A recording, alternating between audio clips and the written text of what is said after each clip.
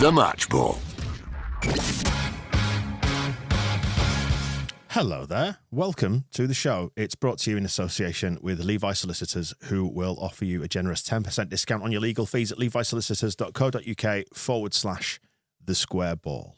Dan Michael and Moscow for the final regular season match ball. Wembley. We get extra games.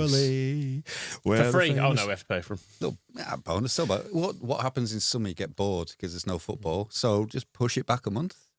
Lots of enjoyment and pleasure to come. I've got to be honest, I was really looking forward to it.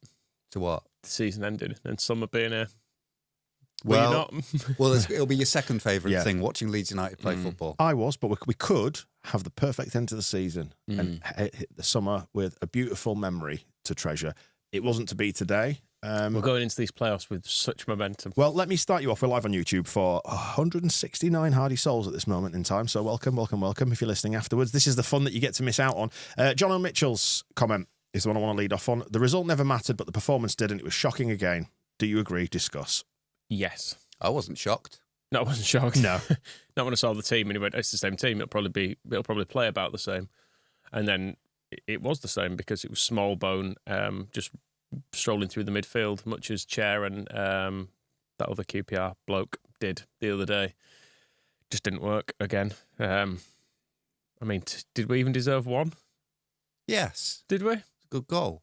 It was all right. They deserved the win, though, didn't they?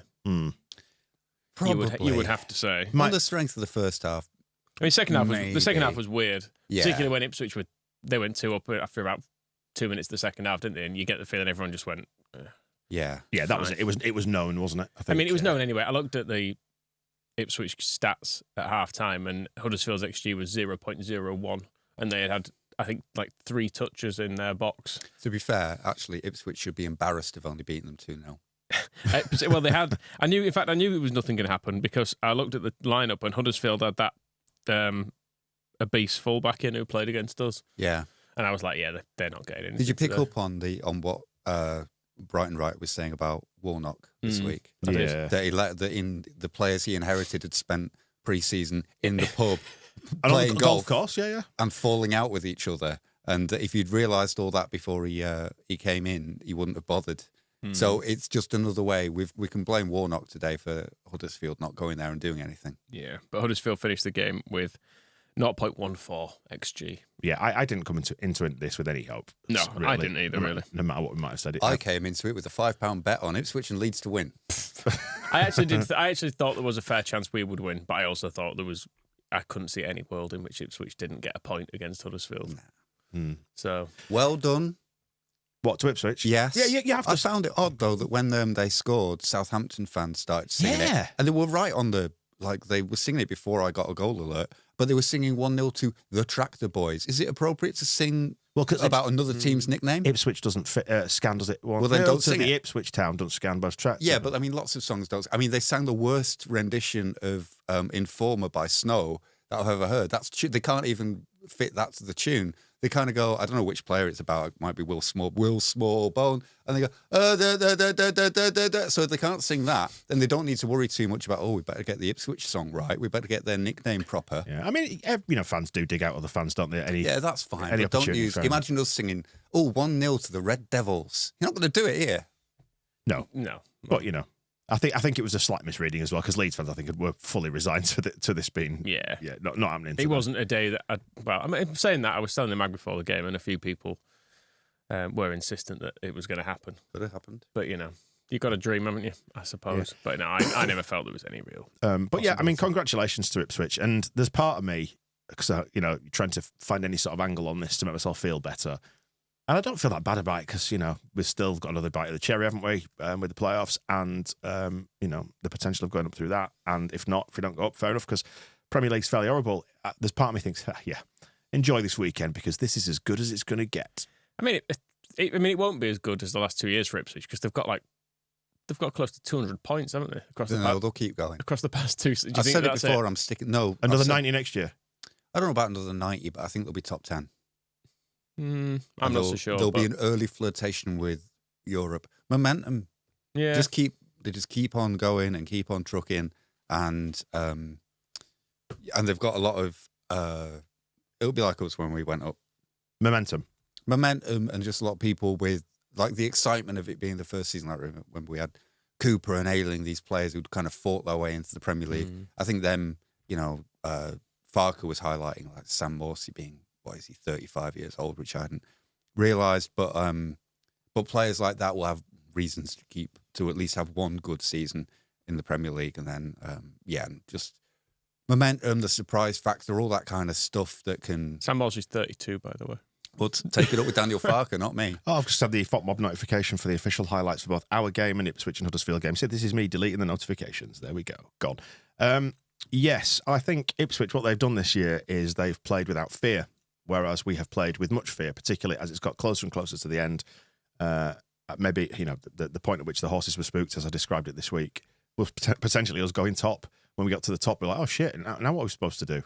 It's hard being the ones trying to run away with it. It's weird how we've defensively fallen apart, though. Like I can almost picture how, in an attacking sense, you maybe grind to a halt a little bit. Like you get paralysed by the safety of the football and try not to take. Maybe we don't take enough risks, and it's not a first-time pass. It's take a touch and try and find a pass, and it's not trying to beat a man. It's trying to just lay it back to the fullback and then work it from there. But defensively, we've completely gone to pieces. It was like Jesse Marsh times today. You're not the only one to say that. Let me just find the comment. Marco's put this, and I started it. I saved it. Did we rehire Marsh as a defensive coach? Ball to the far post. There seemed to constantly be like 4 Southampton players there, and just waiting to put it in. Acres of space in the middle as well. Actually, it was the point I was going to lead into from the footballing perspective. Was the shape today was just, it was all over the place. It was bad, really bad. We just couldn't handle their runners coming from midfield. It seemed like midfield was just all at sea. What shape were we in today? Bad shape. Yeah, I mean, and I don't know if it was their first goal or the second, whichever one it was. I think it might have been one of them. One of them. One of them. It was one of them. There were 4 players unmarked. Sorry, 4 of our players rather, and their player just ghosted in and just put it in. No, it's goal number 1. Yeah, first goal. Yeah. Just so you can't do that. You can't expect to get promoted. Oh yeah, they scored both goals in the first half, didn't they? I was trying to be clever and I fucked up. Yeah. You didn't have to tell me that. You could have just made me look stupid. No, it's all right. But I think, but some of that shape stuff, was a mess, wasn't it? It was a mess. It starts further forward though, doesn't it? Because we press from the front, and then once you're through there, if things are out of shape, then there's players are running at the back 4, and that makes their life difficult. So it's not necessarily that the back 4 have suddenly stopped playing well. It's that there's a lot more coming at them that used to stop further forward. How far forward and where that actually comes from is difficult to say, but I would look at shortly before he was taken off, I was looking at Jorginho Rutter just absolutely shagged out, not moving, staying miles off the ball. Gnonto's not chasing people back, and I don't think so. And I noticed as well in the first half, Gnonto was trying to run round somebody on the outside and just got completely outpaced, which is unusual given that he is a very quick player. And my theory for a lot of it is, and I mentioned this after the QPR game, is that very few of these players have ever in their lives played more than 35 games. I think there's, from the QPR lineup, there were 3 and one of them was Meslier. And a 46-game season for players who have previously never played more than 35. I think they've just ended up shagged. Yeah, they've run out of steam, haven't they? Yeah. And the injuries just bit at the wrong time, just coming out of that international break, and it was just enough to make us not quite good enough. And momentum as well. Yeah. For as long as you could just keep it going, you don't think about how tired you are, but there is something strange that happens that you can keep going, but when you stop to then pick it up and start again, and then Groove gets injured in Bulgaria and Azerbaijan, and all the kind of the injuries mount up, and what happens to the Wales lads, the disappointment there, injuries at the important times to Dan James and Pat Bamford, suddenly they're not there, both players with more experience. And yeah, I think we just got players who've not been in this situation before, not played this many games in the season before, not had to do any of this before. Ethan Ampadu, I thought it was interesting how much he lost his temper at the end of the game. And you remember the last 3 seasons he's been relegated with 3 different clubs. And now he's still only 23, but he's the captain of a team that's trying to win promotion to the Premier League. So they're all being asked to do a completely different thing. The start of last season, Wilf Gnonto was playing in Switzerland. And he was 18. If they're all knackered, is that slightly Farke's fault though, because we've not seen much rotation, have we? Like, who do you rotate to? Well, Jayden Anthony, for example. But I think when we went to Stoke and that didn't work, he lost faith in the idea of making changes and rotating through midweek, and we saw the same, more or less, injuries barring, injuries accepted, sorry, the same teams were put out time after time after time, weren't they? So I think maybe they have just burnt out. And it's quite telling that in the final table, which I can put on screen at a size that people can actually see, which is nice. Prove it. There you go. We have fallen short of 2 points per game in the end, which was his stated target at the start of the season. But he also had a stated target of, 26 wins, which we've exceeded, and 75 goals, which we've exceeded. According to that table, if that's the full table, we're 6 off bottom. That's not very good, is it? No, that's not the full table. Oh, it's okay. just the top. It's the top third. Middlesbrough and Hull in League One next year. Wow, that's upset for them. Yeah. You've done very well with that table, Dan. Thank you. I came in here and I got it immediately. I thought, so people can see it. Well done for your graphics. Yeah. So if you're listening on the audio version, what that shows is that Leeds finished third. I don't know if you're aware. It's got the form on there too, which actually shows a big, huge block of shitty red for all the playoffs teams, doesn't it? Everyone's terrible. I mean, Norwich lost to Birmingham today, and Birmingham got relegated at the end of it. So, and you know why? Roberts, unused substitute. There you go. Whereas I was going to highlight today one of the things, because I think it immediately went back to Farke then, whereas I was trying to pull the players, and I was listening to the podcast with Phil Hay from the end of the week, which was like 45 minutes about Farke, and the players are important as well. And I was going to highlight the way that a lot of the glumness, and you could hear it today in the crowd, of the way we always rotate back to along the back four when things were a bit difficult going forward, or not even difficult going forward. But a lot of this is player influenced as well. Byram, the number of times Byram watches Wilf Gnonto make a run down the right wing and then just passes it to Roden is incredible. And then as soon as Connor Roberts is on the pitch, he's trying to play 1-2s with Jayden Anthony and running into the box. And different players do different things. And it's if we'd had Roberts available, perhaps we'd have had more dynamism from that side. And that you watched, there was one particular move where shortly before he went off, Byram ignored a Gnonto run, gives it to Roden, it goes across, Firpo gets the ball, and then but Firpo likes taking a chance with Somerville, so he's a bit more like trying to get a ball in, so that more happens on that side. So not everything is down to Farke telling them exactly what to do in every situation, because if you put a different player in the same position, that player does different things. Maybe we need just some different players in some different positions. The goals from midfield thing is also, one of the big complaints. But how many goals, I meant to check, how many goals has Glenn Kamara ever scored in his entire career? I think none. Not many. None ever. So what's the point in everyone going like, shoot? He's fucking rubbish at scoring goals. So maybe it's the most sensible thing is you say, right, at the moment our team has got Glenn Kamara in midfield who can't score because he's rubbish at it, he can't shoot. And then it's got these 4 players in front of him from 4 players out of 6 who are all really good at scoring goals. So what's the best thing to do? Should Glenn Kamara be shooting from 35 yards and fucking Bradley Johnsoning it into the south stand every time? Or maybe he tries to get it further forward and then we give it one of the attackers who can score. If perhaps next season we get a goal-scoring midfielder, I don't think Daniel Farke will be like, oh, we've signed the ghost of Gary McAllister. Do not shoot. Things change depending on the players. I'd like some less Farke thing. The shoot thing, though, was just a coping mechanism, wasn't it? It was just gallows humour. And it came about when Firpo had a chance to shoot and didn't. And it felt like it had reached a point. Somerville had a chance to shoot and didn't. Yeah, and it felt like it had reached a point in the game where simply no one was ever willing to shoot. And it was frustration. It's end of season. But then I think my point is then that goes to like fucking Farke. But I'm like, well, Somerville should shoot. He's the championship player of the year. Why doesn't he shoot? And I think, is it perhaps Daniel Farke has told him never shoot in the penalty area? I would find that unlikely. No. Maybe it's just that maybe Somerville, more experience, or a different player is lashing the ball in from those positions. The gripe, the frustration is yes. I think the gripe there, Moscow, is not necessarily at Farke directly because Chris Sensio Somerville chooses not to shoot. It's that we meet banks of defenders. And it feels like we don't have a different way to deal with that. I think that's what the underlying kind of complaint is. Do you agree? I don't know. Partly. I think partly because of the way we build attacks slowly, we inevitably create a situation where by the time someone would ordinarily be positionally is in a good position to shoot, they get it there with 5 players between them and the goal, rather than it being a quick move that gets it there where they've just got to knock it around the edge of one defender and shoot. Yeah. You're getting it to those positions, but there's a big wall of people in front of you because it's taken us 30 seconds to get there by going across the box 2 or 3 times. And then it's just very, very congested when it gets there. And it's, I mean, the shoot thing at the end of the game, it's just frustration. Yeah. It's last day of the season. There's always a bit of nihilism but it's in the not air. like it's just come up. It's been there the whole time. But then you look at that and it's like, well, we attack slowly and we don't do enough in the penalty area, and the top scorers in the Championship this year, Ipswich 92, Leicester 89, Southampton 87 and us 81. There's only 3 teams that have scored more goals than us all season, despite the fact that, we never shoot, we're terrible in the box, we can't attack, we're too slow going forward, all the complaints. But you say that, but we finished 3rd. Yeah, which is good.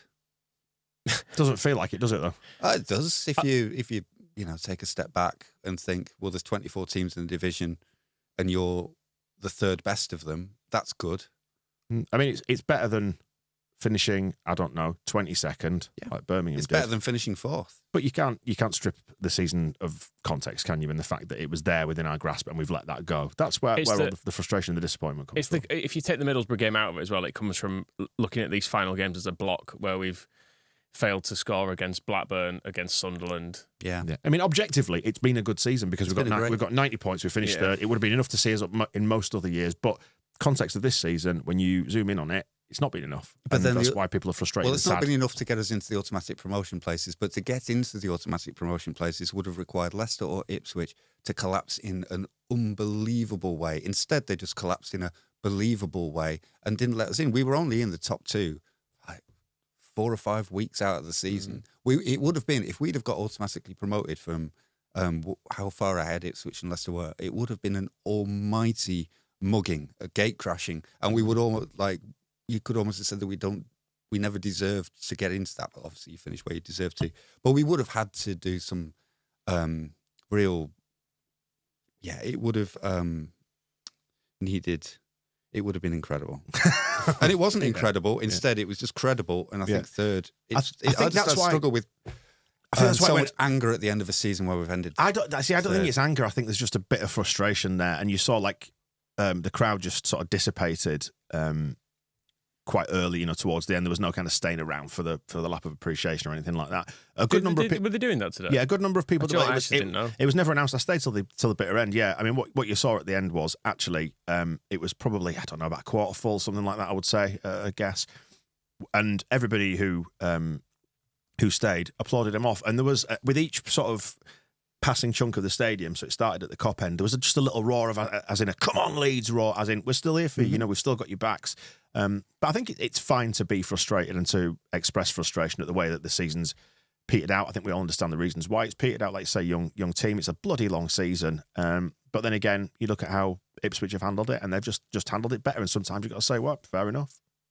Yeah, I mean, Ipswich have gone up on 96 points, haven't they? Yeah, it's a hell of a target. We didn't if we'd have had the same season we had under Bielsa, we wouldn't have gone up. No. Based upon this. And that was the best season ever. Yeah. We loved it, and we got 93 points. Yeah, which would have happened. We would have matched that today if we'd won, but it would have been academic. So there you go. I was seeing someone was saying this morning, like, if only we'd had the Wilkinson promotion team that wouldn't have bottled this. Like 85 points. Yeah, and 2 weeks before the end, we were losing to Barnsley at home. Yeah. And then had to go to the last day needing a win to get it up. It's never as easy. I mean, I think that's the thing about finishing the third in any division, especially when there's 24 teams in it, is really fucking difficult to do. And only at the end of it, only 2 teams go up out of 22 teams who do not. Lee's just making a good point, actually, in the comments that the atmosphere was really good for 20 minutes, proud, and then the old sadness kicked in. We're an emotional club. Yeah. Completely, yeah.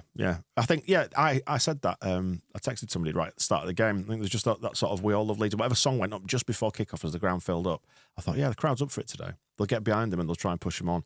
But then you just saw it kind of peter out, didn't you? The air just sort of being let out of the balloon again. It got quite exciting when we equalised There quickly. was that little rumble, wasn't there? Yeah. But not then quite. Once Ipswich were ahead, it was pretty much, we knew how it was going to end. And then it just became, it was quite a tetchy match on the pitch as well, which didn't help. So that referee is a fucking prick.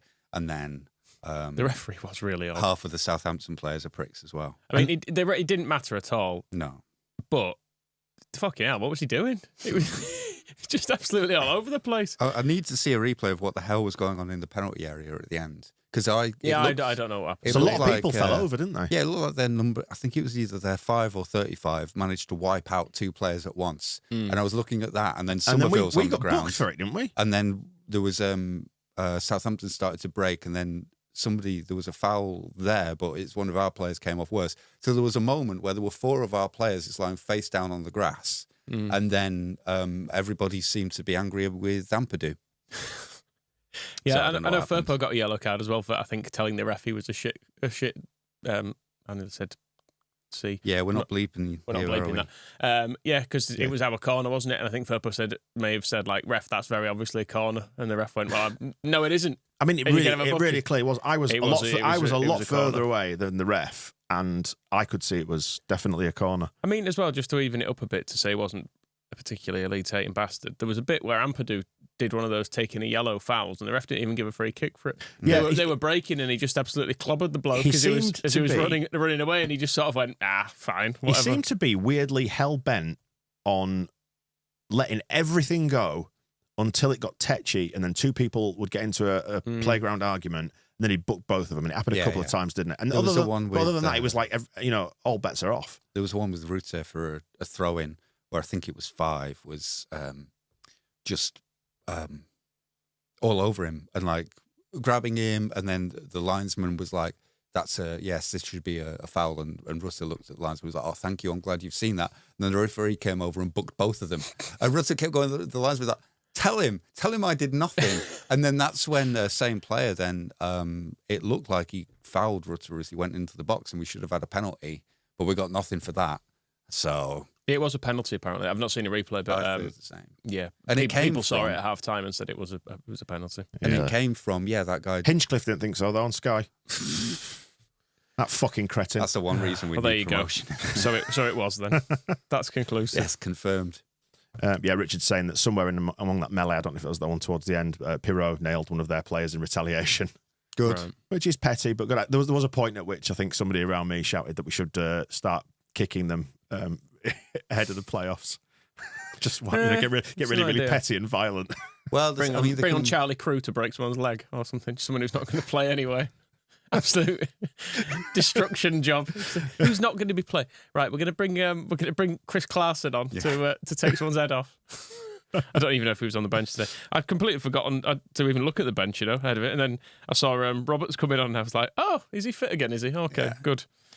Clarkridge said he might be all right for half an hour. I mean, that's the one hope for the playoffs is I think everybody just needs a break and to relax.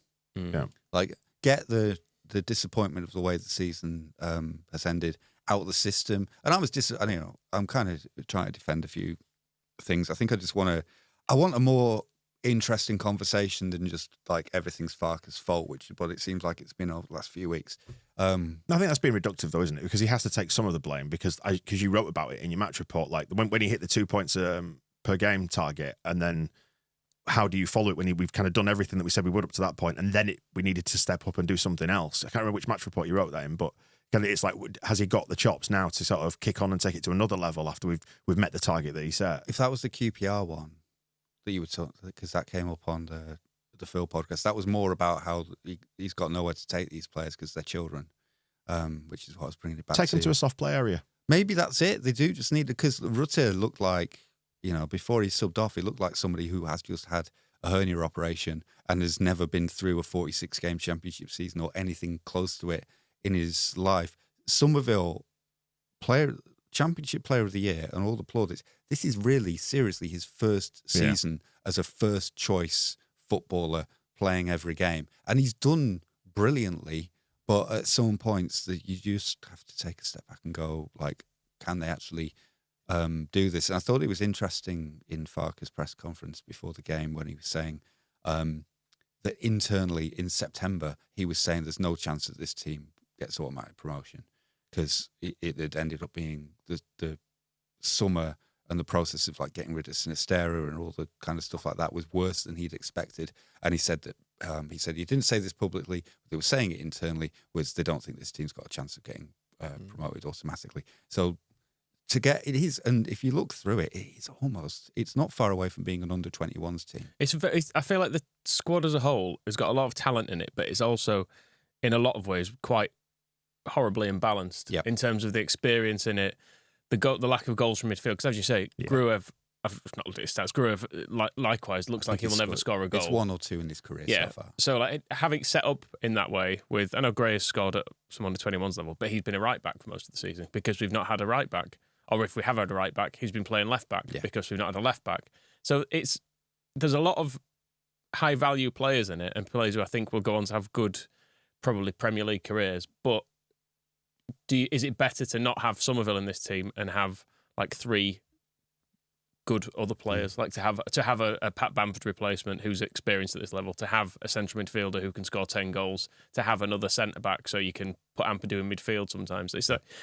I feel like it feels in some ways like we're missing an opportunity because next year we probably will be going at this without Somerville, without Nonto, and probably will replace them with players who are not as talented and without such a high ceiling, but we still could maybe be better. Yeah, as a result I think of it. so. More balanced, I always used to be against the whole thing of letting your best players go under any circumstances because you've got good players, you need to keep them. But those were in the days when we'd let Snodgrass go and Luke Varney would turn up. Now, I feel like we've got enough there that if some of the star names do go, we'll keep enough of the others and be able to actually build the team a little bit more like what Farke wants. I was looking at, I was interested in the goals from midfield thing, so I was looking at what Norwich did under him. They won the league twice, which is worth remembering. He does know what he's doing in this. But the thing that struck me, they didn't have loads more goals out of midfield. They had some, which is more than us. But the big difference was that the midfielders were like 28 and 30. Whereas ours generally, Kamara is 28, but Archie Gray is not. Ilya Gruev is very new to this league and it's only 22, 23. Archie Gray's 18. I think as well, I was looking at it today and when we're looking at why we're getting overrun in midfield, there's a lot of credit gone to when Ampadu went to central defence and formed that partnership with Roden. But would it have been, I mean, we'll never know, but would it have been much worse if Strauch had been fit all season and we'd stuck with Ampadu in midfield? And that just kept getting better and better. Maybe that would have improved on its own as a system and as partnership, because Ampadu in the first half of the season, you'd have said, oh, he's the best midfielder in the Championship. This guy will be centre of our midfield for years. Then he goes into defence. It's, oh, well, actually, no, he's the best defender we've ever had. But the Strauch, there was nothing really wrong with the Strauch and Roden partnership, and Strauch was having his best season for us. So that gets that's a bit of a miss as well. So yeah, I think that's why I'm quite still quite blasé about whether we go up or not this season, because I'm same as you. I think next year we might actually just have a better all-round team and we'll get fewer points and win the league at a canter. Farke's comments have started to come in, where he has said, I wouldn't rate the performance with our normal standards. We chose a risky approach because there was no other option but to win. We pressed man on man. We opened the centre against one of the best attacking sides. There was no option but to go for a wild style of football.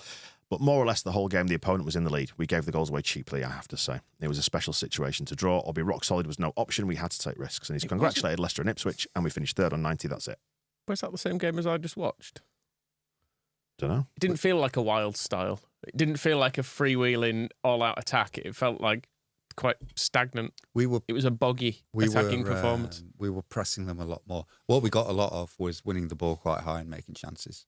Yeah. We were better at pressing, which I think was part of, because Southampton loved to just have the ball. They were much more, it was much more noticeable today and also earlier in the season. They loved the ball at the back and they play in the penalty area. And we did quite well. Joe Piroux taking the balls off their goalkeeper's toes twice and winning all the balls up there and creating chances and creating turnovers was pretty exciting. I think that's what he means by the risk. We were still the same as when we're in possession.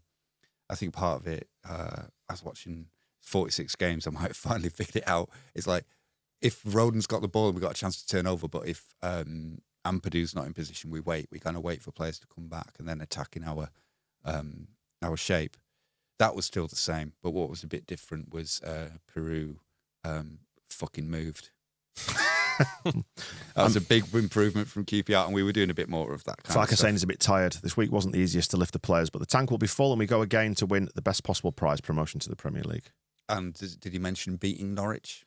I don't think he has mentioned it. I'll have a look. I'll dive through the comments. But in terms of the playoffs, I have the playoff schedule here. Look at that. It's Sunday week, Norwich away. That's a nice early start, isn't it, to get down to East Anglia? Mm-hmm.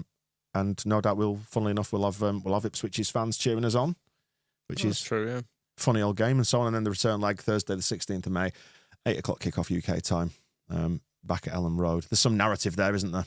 A possible Farker and Corberan routes to promotion. Or, I mean, would you fancy playing Southampton at Wembley? I wouldn't. Not really. No, I don't really fancy playing West Brom either, and Norwich. Could we request a bye? For Norwich? Yeah. To the Premier League? Yeah. Okay. No, I've said the opposite. I would politely decline to just be in the playoffs at all. Are you going to put our faces back on screen, Dan? Nah, I think people know the rest. I think people know about the schedule now. Do you want me to put the table back on? No, so we can look at that again. It's fine. It's fine, isn't it? Yeah, I don't know with the playoffs. I'm aware there'll be people who've got better data than this, but based upon the Leeds United in the playoffs model, we're going into them without momentum. But does that even matter? Because we went into the I know we've obviously never won them properly, but you could make arguments for them being like their own little self-contained separate thing, can't you? Insofar as we went into them under Blackwell not playing very well, then we beat Preston. It's tournament football. Yeah. Likewise, we lost the home leg to Carlisle, went up there and won. Derby, we finished that season in bits, and then for a game and a half, we were by far the better team. Like it's and then the madness happened, but. We were starting against Norwich, they beat Preston and then drew at home to Bristol, drew at home to Swansea, lost away to Birmingham, who got relegated. Their form is on screen now. There you've got draw, win, draw, loss. And before beating Preston away, they drew 2-2 with Sheffield Wednesday away. Though they did beat Ipswich before that, at which point we were all their bezies. But they're not in the hottest form either, so maybe that'll even itself out. What did West Brom do today? They thumped Preston about 3-0, I think. Yeah, good old 3-0. Is there a Mowat goal? In there was, and a Kyle Bartley goal. How did I guess? Did you see what Rotherham did? Yeah. The Steve Evans renaissance is back, isn't it? Was it 5-2 they beat Cardiff? Yeah, the sombrero effect. Yes, weird. Across the West Brom and Norwich games, there was a Kyle Bartley goal. Yeah, did you ask that or did you state that? No, I said that. Yeah. But yeah, across the two games against the pair of them, West Brom have basically looked quite crap, but beaten us and drawn. Whereas Norwich, I think, have looked pretty good in both games, and we won both of them. Mad, isn't it? So I don't know. See what happens. Yeah. There is a bit more from Daniel Farker. Says the reason somebody's asked him. So this opening bit is a question. The reason why we are not in the top two? It's not the last 4 weeks of the season. The first 2 months. Says the start puts big pressure on. I wouldn't say the players wasted it by not investing enough. It sounds like he says he's happy with what they've done since then. Which I was for the most part. Yeah, you've got to be as well. I mean, we were. I keep mentioning it, not mentioning it, but hearing it, where we talk about the unbeaten run in 2024, and then it's like, well, it had to end at some point. But then also it's like, why did it fucking end? Because it meant we didn't go up. And end later. Yeah, or just end less. If it had only ended with one game, one defeat, and then we'd come back, then fine. But I think it is, that's what I was saying before, to get into the top two from where we were at the end of September. And I've already seen people debating like how bad September was, but like the lineup of some of those games were a bit silly when Jan Poveda was so close to was starting games. Just put us a long way back, and to get promoted from there would have been extraordinary. And so I can't really resent us not having done the extraordinary thing. We would have been gate crashes to end all gate crashes if we'd gone up autos. And I'm just looking forward to us leading from the front next season. What time did my dad leave? Is being asked in the comments. Famously, he likes to depart early. I think there was a point he said to me, actually, it was just after the second half started. He went, when Ipswich go 2 up, he said, I think I'm going to go. And then I was like, got the alert through on my watch. I was like, Are you off then? And he didn't. He stayed until 72 minutes. Watched a bit downstairs, but then he was sort of, as he went off, he was grumbling about, I'm not staying around to applaud, blah, blah, blah, yeah, grumble, that kind of thing. But so what I discovered on the way out of the ground, shocking thing. There's in one of the East Stand gangways, there's sort of two big entranceways in the East Stand to get to the East Lower. On one of the walls there's a height chart of all the players. It's like, are you the same height as so-and-so, so-and-so, so-and-so? Crescencio Somerville is marked on that chart as 175 centimetres tall, which I believe is... Is that 5'9" or something? Yeah. Which I think is 5'9". Isn't it? Well, I know he's not, but I think that is... I think I'm 181, so he's claiming he's only that much smaller than me. He's Diddy. Yeah. I'd say... He's probably about up to my knees. Yeah. How many centimetres is he claiming? 175. 175 centimetres. Yeah. That's... yeah, he's not that big. Is he? I don't know, maybe I've got it down as, I mean, I've obviously worked, oh, right, yeah. I've got it down as 570 feet. Yes. That is about that, yes. Yeah, it's about right. That sounds about right. 5'7", I think is what you're looking for there, probably. 5 foot 8.898 is the technical answer. So rounded up to 5'9", which he isn't. I saw on the way in another, I thought it was going to be a good omen, the Cop Cat, alive and well and striding around outside the West End. So I was quite relieved that he is okay. Maybe we should have brought him on to snap a few of their players. I got an update. I spoke to a contact this week who knows things. We handed some documents in a car park. Yeah, that was it, yeah. There were loads of people gathered around some cars with some headlights pointing towards the other car. They were peering in through the windows. I don't know what was going on there, but some sort of different activity. And the Cop Cat was involved in this, No. you're saying? Ellie the elephant lives in bin bags, East Stand. Yeah, I think I've seen the pictures of that. Yeah, there was a picture. A sad retirement, isn't it, that? Somebody took a photo a long time ago of, there were two photos of relevant. There's one of just Ellie the elephant's head on top of like a pile of old programs in the catacombs. And then, I've seen Lucas the Cop Cat basically in various component pieces stacked up in somebody's garage next to a wheelie bin a long time ago. Sinister. But they put Lucas back together again, and he was striding around today as tall and threatening as he's ever been. As Crescencio Somerville. Well, I think we've gone thoroughly off-piste enough now as a coping strategy. So it's a weird day, though, isn't it? Yeah, it's funny, isn't it? When you saw the fixtures like right back at the start, you thought, oh, that's going to be spicy on the final day. And then I kind of then wavered between could be a dead rubber in a good way or could be a dead rubber in a bad way as the sort of season ebbed and flowed. And it turned out to be a dead rubber in a bad way. It's better than finishing 15th, though, isn't it? Oh, absolutely. Although it usually was a sunnier day. Yeah, it's a bit cold today. It was. It's dead sunny in Ipswich as well. So if you saw the respective TV pictures earlier on, I thought, that's a promotion day. This isn't. They deserve it, then, you say, because of the weather. But government assigned weather, isn't it? Well, yeah. So what can you expect? Oh well, it's because we've been criticising Laetitia. You've probably spoken to some people who've switched it off or something. Let's wrap it up. Let's go home. Recharge the batteries, eat well, drink well, sleep well, rest, recover, R&R, on the fact for the playoffs. That all the players are knackered. It is now a decent period of rest, isn't it, in this part of the season? It goes to a more standard, you get a big rest before the final, don't you? Because there's an enormous gap between the two, which seems over the top, I would say. Hopefully the pressure will change as well, because the pressure's lifted, hasn't it now, I suppose, in a sense, but there's a different kind of pressure, is that right? Today should have lifted the pressure, I hope, because even though we're saying it was a dead rubber before, you're in that awkward thing where you had to say to the players, and Fark was saying in his press conference, no, we still believe we can do it. And so they're still going out there thinking that we can win automatic promotion, and that somehow that's what they had to do.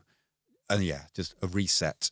And then, gets knocked out by Norwich. One final thing, might as well plug the merch while we're here. Is that T-shirt in stock, the one you've got on, the We All Love Leeds? I think so. It's on our website, thesquareball.net, as is loads of other stuff. What are we going to do with all that promotion stuff anyway? Should we just keep it for another couple of weeks? We haven't got any, by the way. We deliberately did not jinx this or tempt fate by thinking, because we did, didn't we, under the Bielsa one? We're like, we need stuff ready to go. But we didn't even want to acknowledge it was a true thing. Like it was a thing that might happen. So we're like, we can't even address this. We can't even think about it. Whereas this year we've just not done it. I mean, the Bielsa stuff, some of it was kind of ready for a season and a bit, if we're perfectly honest. Because we thought it might have happened that first year. But anyway. Never mind. But there's nice narrative, perhaps, with not quite getting there in your first season, doing it in the second season, that's a nice possibility, isn't it? So we can take comfort in that. But let's just get up. Let's just win at Wembley. That'd be better. Winning at Wembley will be better than finishing second. I'm going to tell you that now. Sun might be out. No? The sun might be out. Is it? No, in Wembley. in London. No, I hope not. I hate London. No, when we win the playoff final. No. I'm agreeing with you. It can come out when it's full time after that, but So not during the game. Makes me too warm. That's just what? Okay, fine. I don't want to be too warm in Wembley. I seem to remember being too warm last time I was there, and I didn't enjoy it. Or that might have been Cardiff against Watford. Get one of those hats with a fan built in. Yeah, That'd be nice, and also you'd look cool. let's go. Bye. Yeah, see ya. The Match Ball.